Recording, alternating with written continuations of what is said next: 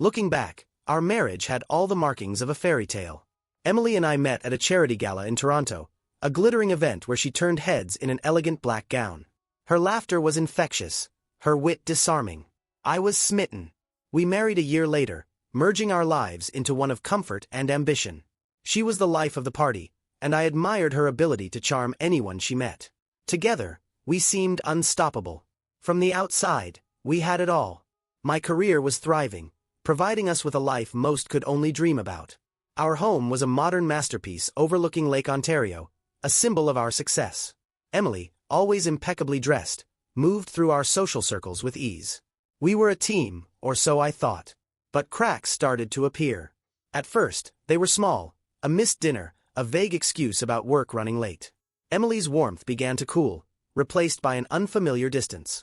I brushed it off, convincing myself that she was just stressed. People like Emily didn't fall out of love, not when life was so perfect. Then there were the late-night texts, the hurried phone calls she'd take in the other room. She'd laugh, but it wasn't the laugh I knew. When I asked, she'd tell me it was a work colleague or an old friend catching up. Her explanations sounded reasonable, but something about the way she avoided my eyes left me uneasy. In the quiet moments, I'd catch myself replaying our conversations, trying to find the moment when things had shifted. Was it something I did? Something I missed? I told myself it was all in my head, but the nagging doubt refused to go away. For years, I prided myself on being a man who could solve any problem. But this felt like a storm brewing just beyond the horizon, and no amount of logic or strategy could make it go away. Still, I wasn't ready to face what that storm might bring. Emily's behavior only grew more perplexing as the weeks turned into months. She started leaving for work earlier than usual, and her nights stretched longer. Client dinners, she'd say, or team meetings ran late. I wanted to believe her. I needed to. After all, wasn't trust the foundation of any strong marriage? But trust started feeling like a luxury I couldn't afford. She'd come home smelling faintly of perfume I didn't recognize, her lips painted a shade too bold for the casual outings she claimed to have attended. When I mentioned it, she laughed, brushing me off as if I were imagining things. "You're being paranoid, Mike," she said more than once. I began paying closer attention. Small inconsistencies piled up, receipts from restaurants I'd never heard of, a missed call from a name I didn't recognize. When I asked her about these things, she always had an explanation. Yet her tone, calm but almost rehearsed, left me uneasy. The Emily I knew had never been secretive. Now, she guarded her phone like it was a precious artifact. It wasn't just the way she'd angle the screen away from me or flip it face down on the table. It was the tension that gripped her when it buzzed, the way her fingers would tighten as she glanced at it, then quickly shove it into her bag. Our evenings changed, too. Emily used to be the one pulling me toward her, convincing me to unwind after a long day. Now, she spent most nights scrolling on her phone or retreating to our guest room to catch up on emails. I'd walk in sometimes, hoping for a few moments of connection, only to find her startled, scrambling to lock her screen before turning to me with a forced smile. I tried talking to her, asking if something was wrong. If she was unhappy, I wanted to know so I could fix it. But every time, she'd dismiss my concerns, her words a perfect blend of reassurance and condescension. "Mike, you're overthinking again. Work's been overwhelming lately, that's all." It wasn't all. I knew it wasn't. One evening, I came home early from a meeting that had been cancelled.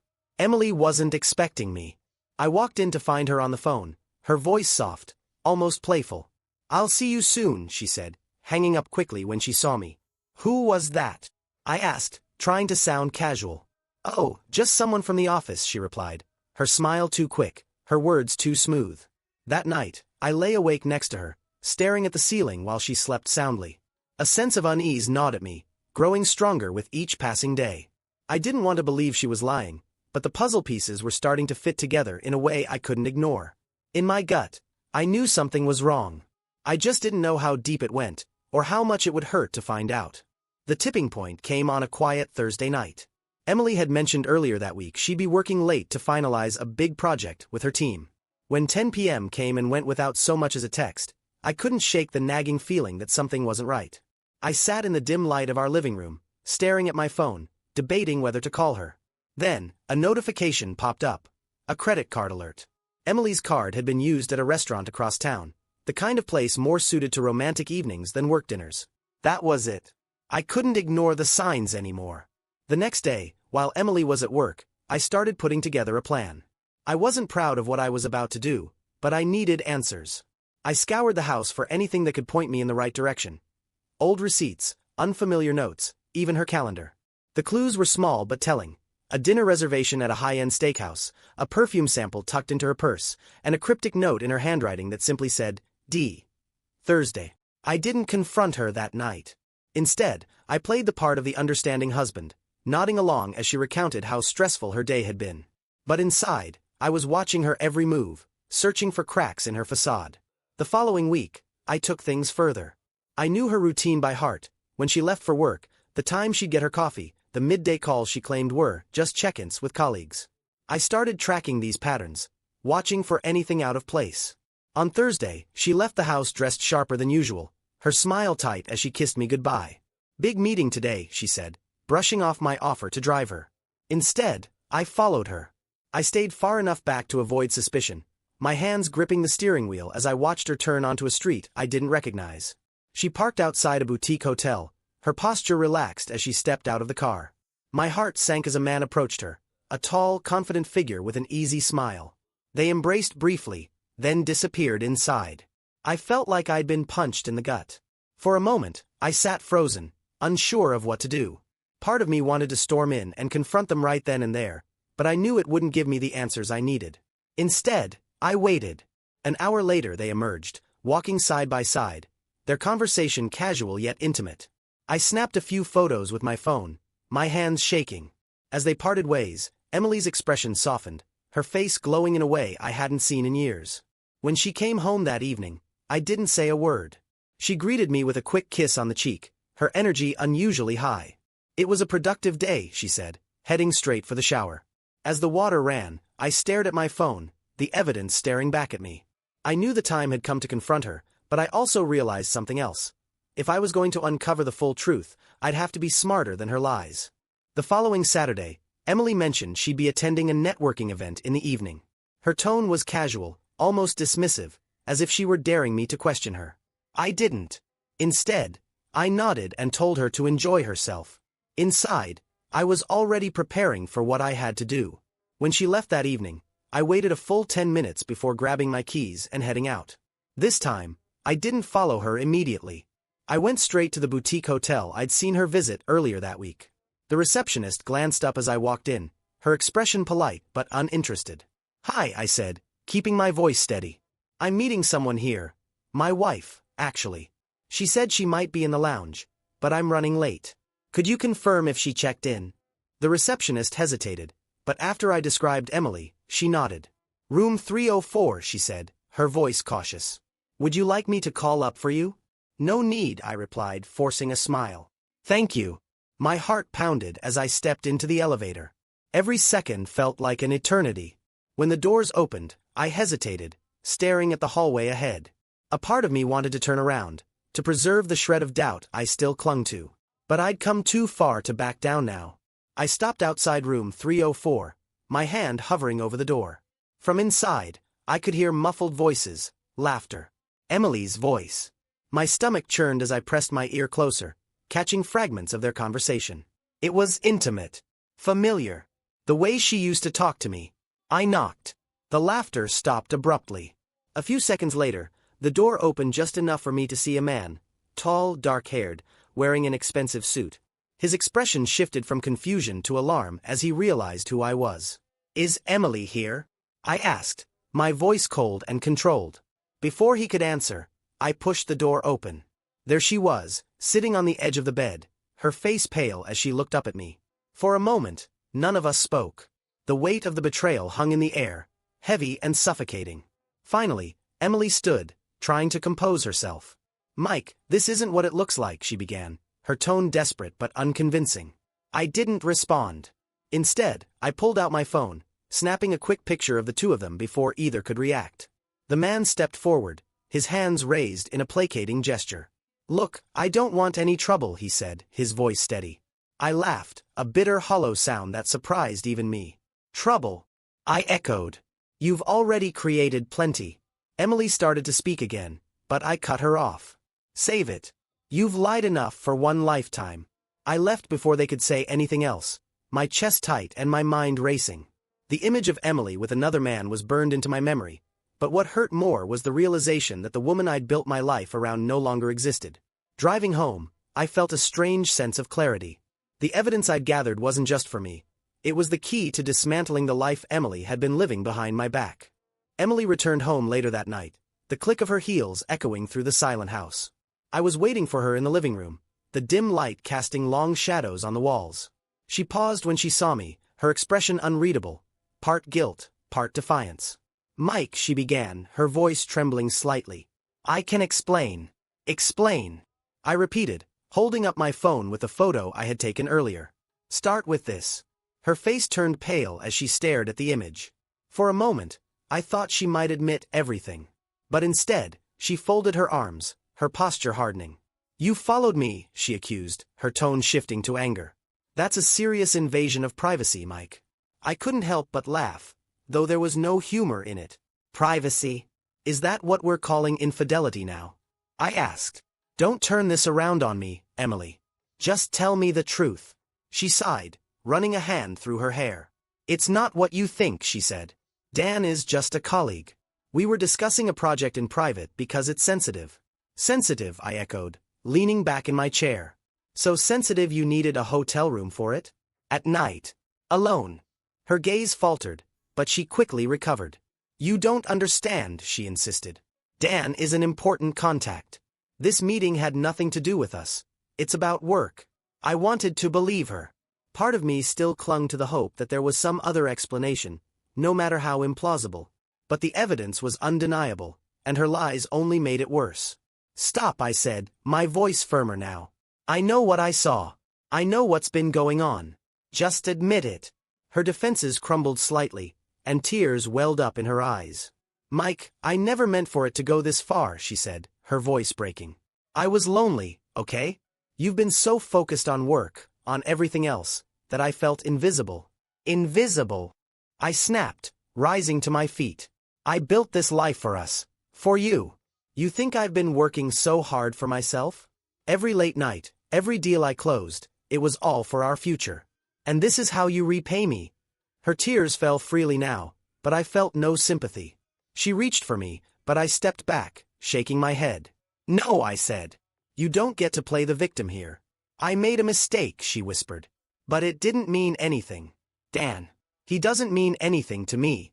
"That's a lie," I said sharply. "You don't destroy your marriage for something that doesn't mean anything." She opened her mouth to respond but seemed to think better of it. Instead, she sank onto the couch, burying her face in her hands. "What do you want me to say?" she asked quietly. "That I'm sorry. That I regret it. Because I do." "I don't want your apologies," I replied. "I want the truth." But as she sat there, sobbing into her hands, I realized the truth might not matter anymore. The damage was done. There was no going back to the way things were. Emily had made her choice, and now it was my turn to make mine.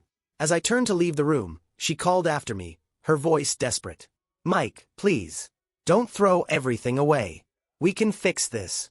I paused, gripping the doorframe tightly. "You already threw it away, Emily. You just didn't care enough to notice." Then I walked upstairs, leaving her alone with the ruins of our marriage. The days that followed felt surreal, like I was living someone else's life.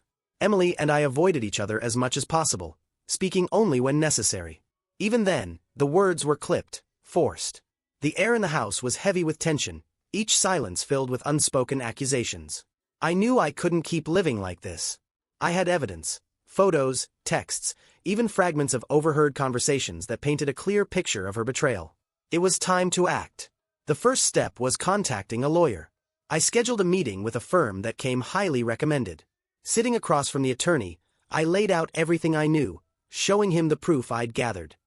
He reviewed it with a calm, analytical demeanor, but when he looked up, there was a flicker of sympathy in his eyes. "This is solid," he said. "The prenuptial agreement you have in place is airtight. If you proceed with divorce, you'll be protected financially." It was a small comfort, but it gave me the clarity I needed to move forward. Next, I turned my attention to Dan. I couldn't let him walk away unscathed, not after what he'd done to my marriage. A few calls to some well-placed contacts revealed that his reputation wasn't as untouchable as he'd like to believe. Dan had built his career on charm and networking, but there were rumors, whispers of other affairs, questionable dealings. I made sure those whispers reached the right ears. A carefully worded email to his company's HR department, attaching some of the photos and detailing his involvement with Emily, was all it took. Within a week, he was under investigation for violating company policies. The fallout was swift. Dan's name was tarnished, his position compromised. He'd managed to climb the ladder quickly, but now, he was tumbling down just as fast. Emily wasn't spared either. Word of her affair began to spread through our social circles. People who had once admired her for her grace and charm now looked at her with a mix of pity and disdain. Invitations to events dwindled, and whispers followed her wherever she went. I watched it all unfold with a strange mix of satisfaction and sadness. This wasn't the life I wanted for either of us, but it was the life her choices had created. At home, the distance between us grew wider. Emily tried to reach out a few times, her tone apologetic, her words laced with promises to change. "I'll do whatever it takes," she said one evening, her voice trembling. But it was too late. I didn't trust her anymore. And without trust, there was no foundation to rebuild. Finally, the day came when I served her the divorce papers. She looked at me, her eyes filled with tears, but she didn't protest. Maybe she knew there was no point. "Is this really what you want?" she asked, her voice barely above a whisper. "It's not about what I want," I replied. "It's about what you've left me with." She signed the papers quietly, her hands shaking. As I watched her, I felt a pang of something I couldn't quite name. Regret, maybe, or the ghost of the love we once shared. But it didn't matter anymore. The life we'd built was gone, and all that was left was the rubble. It was time to start clearing it away and rebuilding something new, this time on my terms. After Emily signed the papers, the silence in the house was almost unbearable. It was a silence that came not from peace but from the absence of everything familiar. Her things were still scattered around. Her favorite mug on the counter, the faint scent of her perfume lingering in the bedroom. Each item felt like a reminder of what we'd lost, and I wasn't sure if I hated or cherished those remnants. The first night after serving the papers, I barely slept. I lay awake, staring at the ceiling, my mind replaying moments from our life together. Our wedding day, when she looked at me with a kind of joy that seemed unshakable. The countless dinners we shared, laughing over silly stories. The quiet mornings where she'd read the paper while I made coffee. How had it all gone so wrong? Grief crept in slowly, weaving itself into every part of my day. It wasn't just about losing Emily, it was about losing the life I thought we had, the future I'd imagined. I couldn't stop questioning myself. Had I worked too much? Was I not present enough? Could I have prevented her betrayal if I'd noticed the cracks sooner? But as the days passed, I began to see things more clearly. Emily's actions weren't about me, they were about her. Her choices came from a place of selfishness, a desire for something that had nothing to do with the life we'd built together.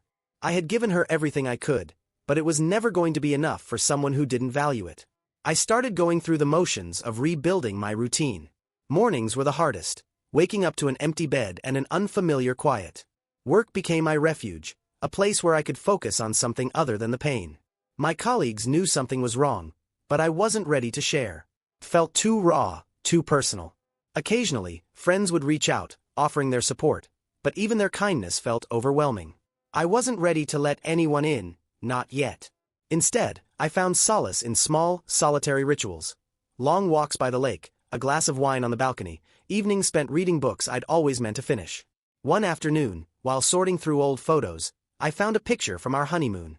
We were sitting on a beach in Greece, the sun setting behind us, her head resting on my shoulder.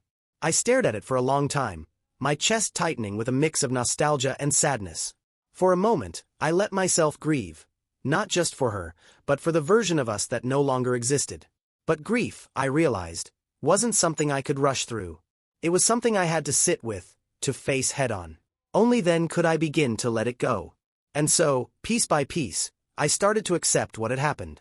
Emily's betrayal had shattered the life we'd built, but it hadn't destroyed me. There was still a part of me that was whole, a part that could heal. For the first time in weeks, I felt a flicker of something I hadn't expected. Hope.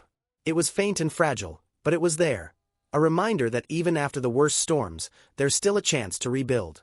Letting go of the life I thought I'd have was harder than I imagined. But with each passing day, I found small ways to start over. It wasn't about forgetting what happened, it was about learning to live with it and finding strength in the process. The first real step forward came when I cleared out the house. Emily had already taken most of her things, but traces of her still lingered, a scarf draped over a chair, her favorite books on the shelf.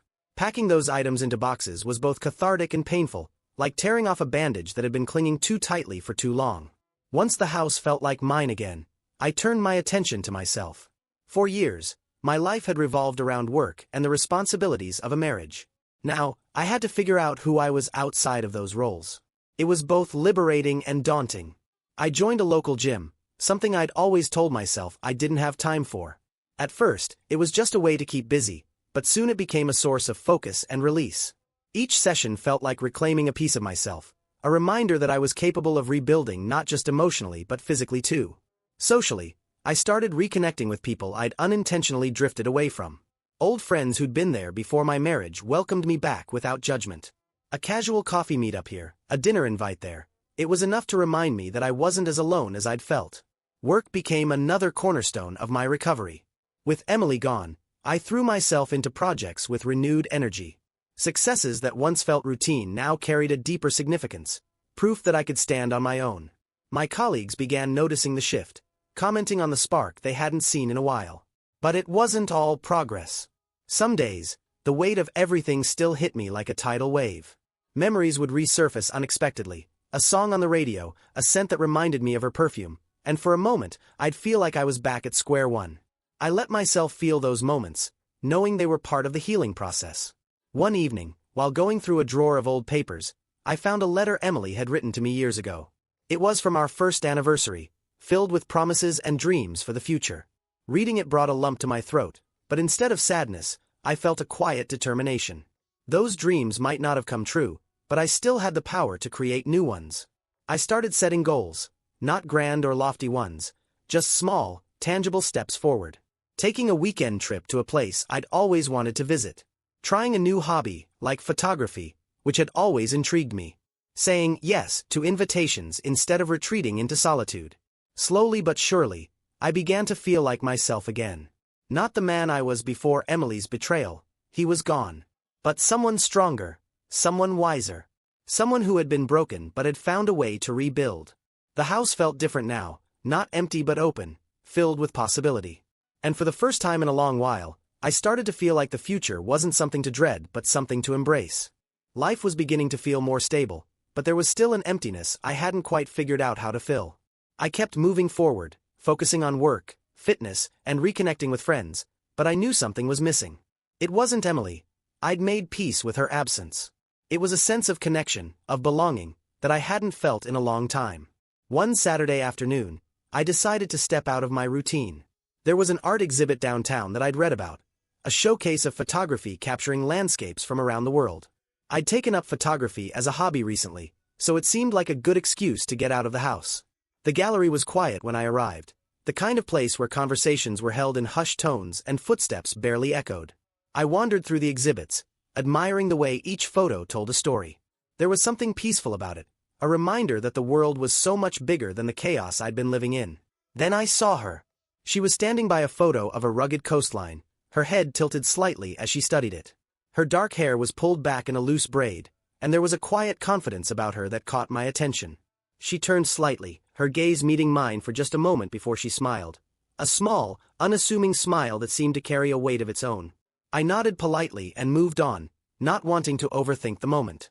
But as I wandered through the gallery, I kept catching glimpses of her. Eventually, we ended up standing side by side, admiring a photo of a misty forest. "It's amazing, isn't it?" she said, her voice soft but steady. I nodded, unsure what to say. "It's calming. Like you can feel the silence just by looking at it." She smiled again, this time a little wider. "That's what I love about photography. It makes you feel things you didn't even know you needed." For the next hour, we wandered through the gallery together, talking about the photos and the stories they told. Her name was Claire, and she was an architect with a passion for design and travel. She had an easy way about her, the kind of presence that made you feel at ease even if you just met. When we left the gallery, she mentioned a coffee shop around the corner that she loved. On a whim, I agreed to join her. Over cups of strong espresso and slices of almond cake, We talked about everything from work to books to the places we wanted to visit someday. It wasn't a date, at least not in the traditional sense. But for the first time in a long while, I felt something stir, a flicker of hope, a reminder that connections could still be made, that life could still hold moments of unexpected joy. When we parted ways that evening, she handed me her card with a warm smile. "In case you ever need advice on which lens to buy," she said with a playful tone. I laughed, pocketing the card. "I'll keep that in mind." As I walked home, I couldn't help but feel lighter, like a weight I hadn't even realized I was carrying had been lifted. It wasn't about rushing into something new. It was about remembering that life still held possibilities, even after everything had fallen apart. For the first time in months, I felt like maybe, just maybe, I was ready to start letting the light back in.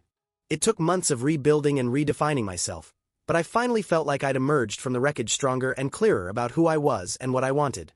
The betrayal, the grief, the anger, they were still a part of me, but they no longer controlled me. They had become lessons, reminders of the resilience I didn't know I had. Claire and I stayed in touch. We met up occasionally, coffee here, a walk there, but it wasn't rushed, and it wasn't complicated. It was refreshing to share moments with someone who valued simplicity and honesty. She had her own story of heartbreak, and maybe that's why we clicked. Neither of us was looking for a fairy tale, just something real. But the resolution I craved wasn't just about moving forward, it was about finding closure. One evening, after weeks of avoiding it, I decided to revisit the memories I'd packed away. I opened the box of photos and mementos from my life with Emily.